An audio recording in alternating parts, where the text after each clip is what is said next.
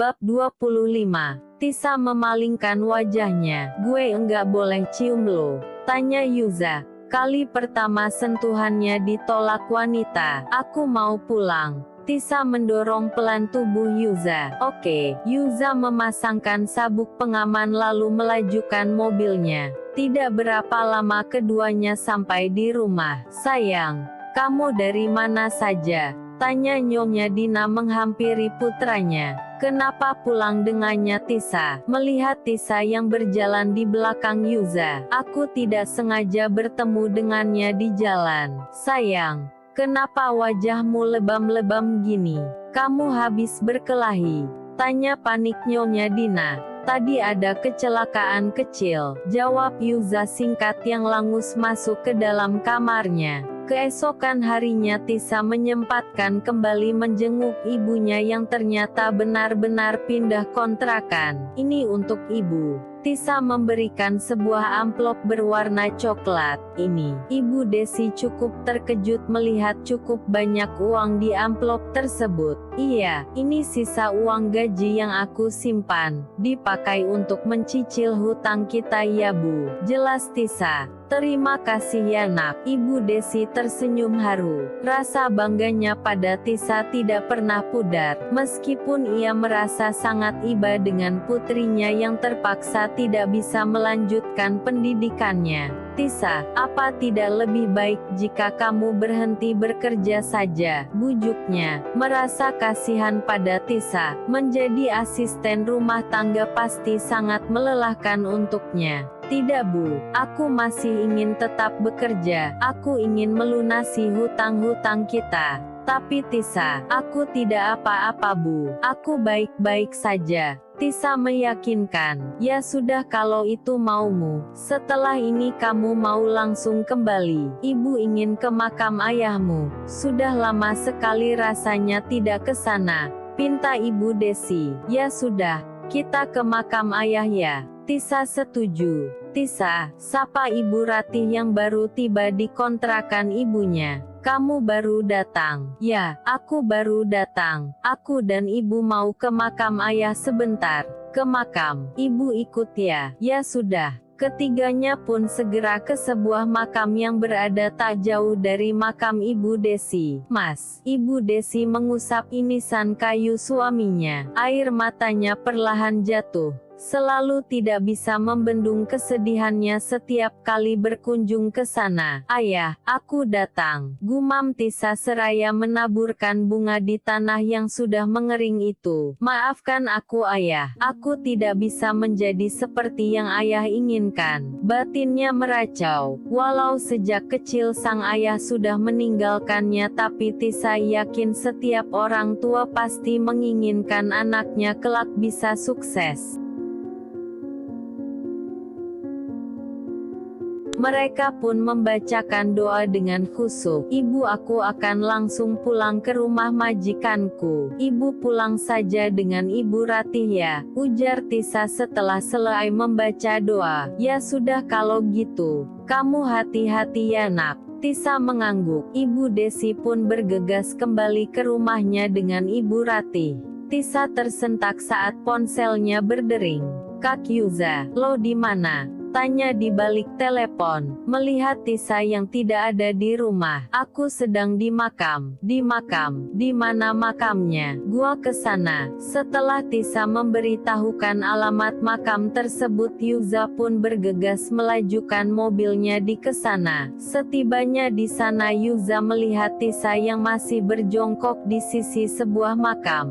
Kak Yuza, melihat Yuza yang menghampirinya. Ini siapa? Ini ayahku. Ayah lo. Tisa mengangguk. Yuza baru tahu jika orang tua Tisa tidaklah lengkap. Yuza pun berjongkok, mengusap inisan kayu di hadapannya. Yuza yakin jika Tisa memiliki sosok ayah yang baik dan kuat seperti dirinya. Aku harus pulang. Takut Nyonya Dina mencariku. Mama sedang pergi, tenang saja. kita makan dulu. Yuza meraih tangan Tisa, meninggalkan area makam. Yuza pun memberhentikan mobilnya di sebuah resto, dan mengajak Tisa makan di sana. Setelah memesan beberapa menu, seorang waiter pun mengantarkan pesanan ke mejanya. Berantakan sekali, ujar Yuza mengambil sebuah tisu lalu membersihkan sisa makanan di sudut bibir Tisa. Aku bisa membersihkannya sendiri. Di saat yang bersamaan, Pak Handoko yang hendak makan siang bersama teman-temannya di resto tersebut tampak mengeritkan dahinya melihat keberadaan keduanya di sana. Tisa, Yuza, bola matanya melihat saat Yuza dengan penuh perhatian membersihkan sisa makanan di sudut bibir Tisa. Tisa, Yuza, Pak Handoko menghampiri. Keduanya tersentak. Kompak terbelalak kaget melihat Pak Handoko yang sudah berdiri di hadapan mereka. Papa, kalian sedang apa di sini? Melempar pandangan pada keduanya. Oh, ini tadi Mama menyuruh Tisa belanja bulanan. Aku menemaninya karena belanjaannya banyak dan kami makan siang di sini. Jelas Yuza berusaha terlihat tenang. Kalau gitu kami pulang dulu ya Pak. Pamit Yuza yang langsung mengajak Tisa pergi sebelum Pak Handoko bertanya lebih lanjut. Tisa, saya mau pergi nanti sore saya kembali pekerjaanmu harus sudah beres, mengerti? Ujar Nyonya Dina usai menyantap sarapannya. Baik Nyonya, jawab patuh Tisa. Nyonya Dina pun beranjak dari kursi makan. Segera keluar rumah. Tisa, biar Bibi saja yang bereskan. Bitati menghampiri Tisa yang tengah sibuk merapihkan meja makan. Kamu bangunkan saja dan Yuza, dari tadi dia belum sarapan. Baik Bi. Tisa segera naik ke lantai 2 menuju kamar Yuza. Kak Yuza, bangun Kak, panggil Tisa seraya mengetuk pintu beberapa kali namun tidak juga ada jawaban. Apa dia tidak ada di kamar? Tisa pun membuka pintu yang tidak terkunci itu. Tampak Yuza yang masih tertidur di ranjangnya. Kak bangun, sarapan dulu, ujar Tisa memberanikan diri menghampirinya. Namun Yuza tetap memejamkan matanya. Tisa pun mencoba menepuk lengan tangan Yuza. Ya ampun, suhu badannya panas sekali. Tisa mendadak panik mendapati Yuza yang ternyata sedang demam. Loh, Yuza membuka matanya, tersenyum melihat Tisa. Kakak sakit, tunggu aku ambilkan obat. Tisa bergegas keluar kamar mengambilkan obat penurun demam untuk Yuza. Ayo diminum dulu. Titah Tisa, membantu Yuza meminum obat. Tisa berdiri dari duduknya, meletakkan obat tersebut di atas nakas. Tisa tersentak saat tiba-tiba Yuza menarik pergelangan tangannya hingga ia kembali terduduk di tepi ranjang. Orang yang sakit harus ditemani. Gue mau ditemani. Yuza meraih punggung tangan Tisa, meremasnya lembut. Aku harus kerja. Ya, kerja lo saat ini, temani gue. Tapi, Yuza, terdengar panggilan dari luar kamar. Yuza dan Tisa sangat mengenali suara itu. Mama, Kak, itu Nyonya Dina. Aku harus bersembunyi. Tisa mendadak panik.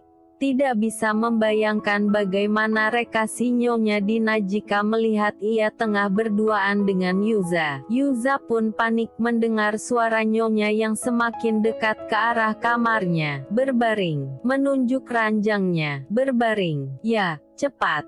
Tisa pun menurut, segera merebahkan tubuhnya di ranjang tersebut. Tanpa pikir panjang Yuza segera menutupi tubuh mungil Tisa dengan selimut tebal miliknya. Yuza, ya mah. Yuza segera membuka pintu. Ada apa? Tanyanya melihat wajah Nyonya di balik pintu. Mobil Mama mogok lagi. Mama pinjam mobil kamu ya? Itu kan kuncinya. Melangkah masuk melihat kunci mobil Yuza yang tergeletak di atas nakas. Biar aku saja yang ambil mah. Yuza bergegas mengambil kunci mobilnya. Ya sudah, Mama pergi dulu ya sayang. Nyonya Dina tersenyum dan berlalu pergi.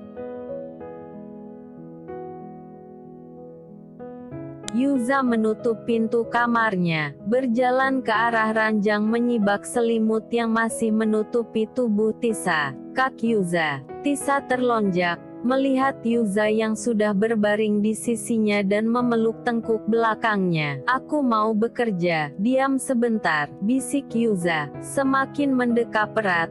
Sebelah tangannya menelusup masuk ke dalam blos Tisa, mengusap perut buncitnya. Apa anak ini akan berparas tampan seperti gue? Goda Yuza. Perasaan Tisa semakin tak karuan saat tangan nakal Yuza semakin menjalar ke atas. Aku harus membantu Bitati. Tisa beringsut melepas dekapan itu dan bergegas keluar kamar. Sore itu Tisa yang masih sibuk bekerja samar mendengar suara dari arah pintu utama. Ayo, Rin sini masuk dulu, sudah lama kan kita enggak ngobrol bereng, ujar Nyonya Dina pada temanya yang berkunjung bersama putrinya. Kamu makin sukses saja Dina, pujinya melihat rumah megah yang kini ditempati Nyonya Dina. Kamu bisa saja. Mereka pun kompak tertawa centil. Nyonya Dina mempersilahkan keduanya untuk duduk. Sepi banget rumah kamu.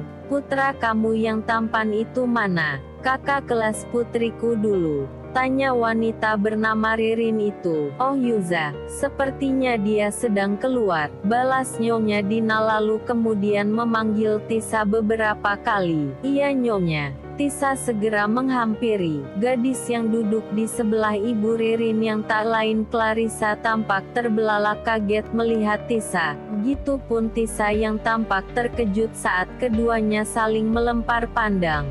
Tisa, cepat buatkan minum untuk tamuku, titah Nyonya Dina yang langsung membuat Clarissa mengerti jika Tisa bekerja sebagai asisten rumah tangga di sana. Baik Nyonya. Tisa segera membutkan minum lalu kembali, meletakkan minuman segar dan cemilan di atas meja. Oh iya tante, berikan ini pada Kak Yuza ya. Clarissa menyodorkan sebuah undangan yang dibawanya. Kamu ulang tahun? Ya, hanya party kecil-kecilan saja di rumah, jawab Clarissa seraya tersenyum. Oh iya ini untukmu. Clarissa menyodorkan undangan juga ke arah Tisa. Sayang, kamu tidak usah mengundangnya, protes Nyonya Dina tidak mengerti mengapa Clarissa mengundang asisten rumah tangganya. Tidak apa-apa, dia bisa datang bersama Kak Yuza. Aku senang mengundang banyak orang. Clarissa mencari alasan. Tidak lama kemudian keduanya pulang, dan tak berselang lama Yuza tiba di rumahnya. Sayang, kamu dari mana saja? Tadi Clarissa dan mamanya datang, ujar Nyonya Dina melihat kedatangan Yuza.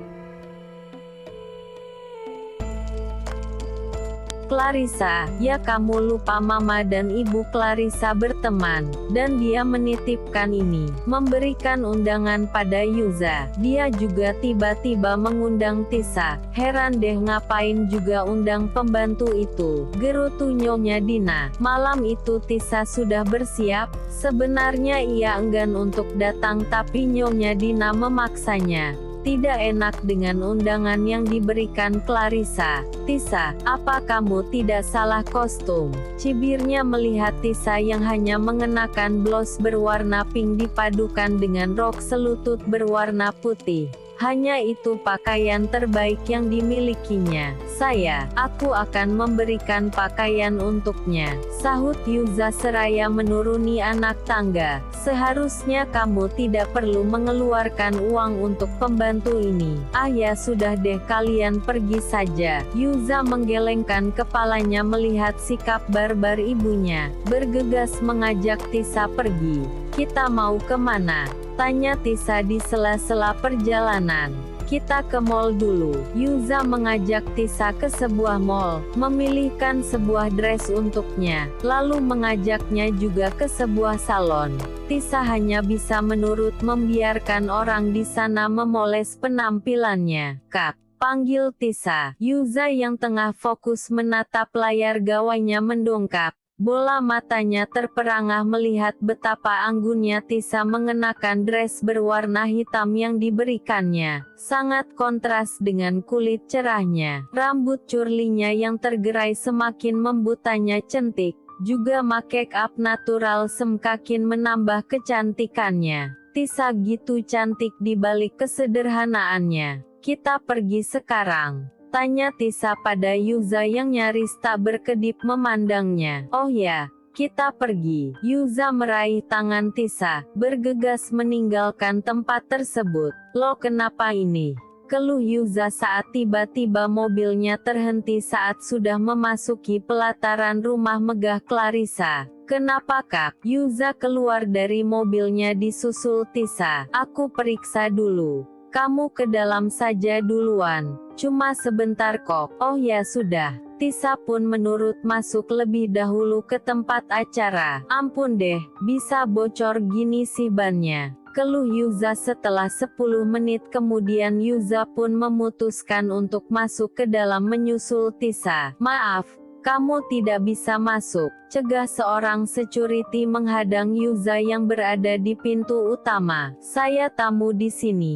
Maaf, tapi Anda tidak bisa masuk. Hah, Yuza terheran-heran dengan sikap security tersebut yang justru melarangnya masuk. Di dalam tempat acara yang sudah ramai oleh banyak tamu itu Tisa terus memutar pandangannya. Kemana sih Kak Yuza? Gumamnya mencari keberadaan Yuza. Tisa, panggil Clarissa melambaikan tangannya meminta Tisa mendekat. Lo cari Yuza ya? Tuh Yuza ada di sana, menunjuk pintu dekat arah kolam renang. Tanpa rasa curiga Tisa pun berjalan ke sana. Percaya jika Yuza ada di sana, dan, biur. Tisa seketika gelagapan saat dengan seseorang dengan sengaja mendorongnya ke kolam renang. Tuloeng, ujar Tisa yang tidak bisa berenang dengan nafas tercekat. Sampai Tisa merasa ada yang meraih tubuhnya, menggendongnya ke tepi kolam renang. Tisa yang sudah terduduk di kolam renang pun membuka matanya, merasa tidak mengenal dengan pria yang tidak dikenalnya. Tisa, lo kenapa? Clarissa dan teman-temannya menghampiri. Kasian, ejek teman-temannya. Tisa, kok perut lo buncit gitu lo hamil ya? Seru Clarissa yang spontan memantik perhatian teman-temannya yang lain. Tisa berdiri dress oversize yang kini basah kuyup itu mencetak jelas perutnya yang membuncit.